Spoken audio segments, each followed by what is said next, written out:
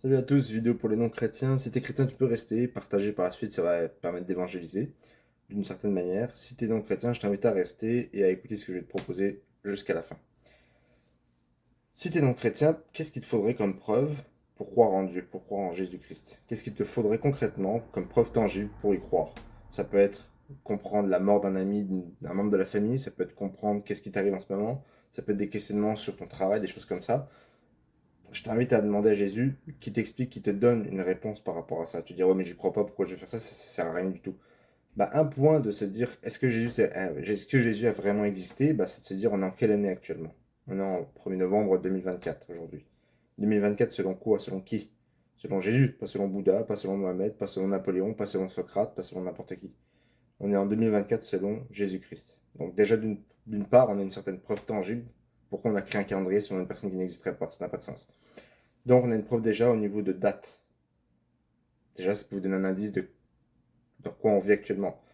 Donc je vous invite vraiment à demander une question de votre cœur, vraiment une question sincère à Dieu, à Jésus, que vous pourriez demander, exemple, je prends un exemple concret, s'il te plaît, Seigneur Jésus-Christ, pourquoi il m'arrive cette situation dans ma vie? Est-ce que tu existes réellement? Est-ce que je vais réussir à me sortir de ce chemin, de cet empêtrement-là ou de cette situation difficile que je suis? Est-ce que tu peux m'expliquer pourquoi ma mère ou mon père est décédé dans telle circonstance ou telle chose?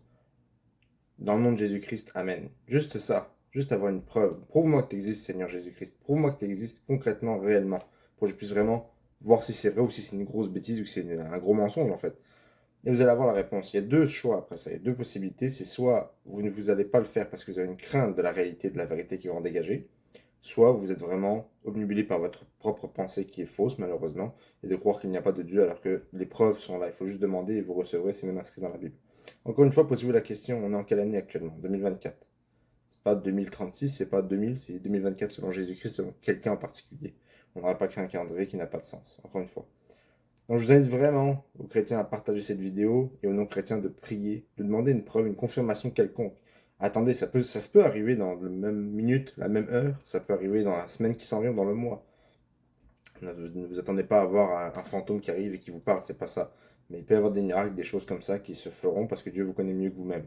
Donc ça se peut que certains qui ont vraiment besoin d'avoir une preuve visuelle, ça se peut que Dieu se manifeste à vous d'une manière concrète et beaucoup plus présente et pertinente que certaines personnes qui vont avoir juste un rêve, un songe ou avoir même une parole audible qui vont venir dans leur esprit.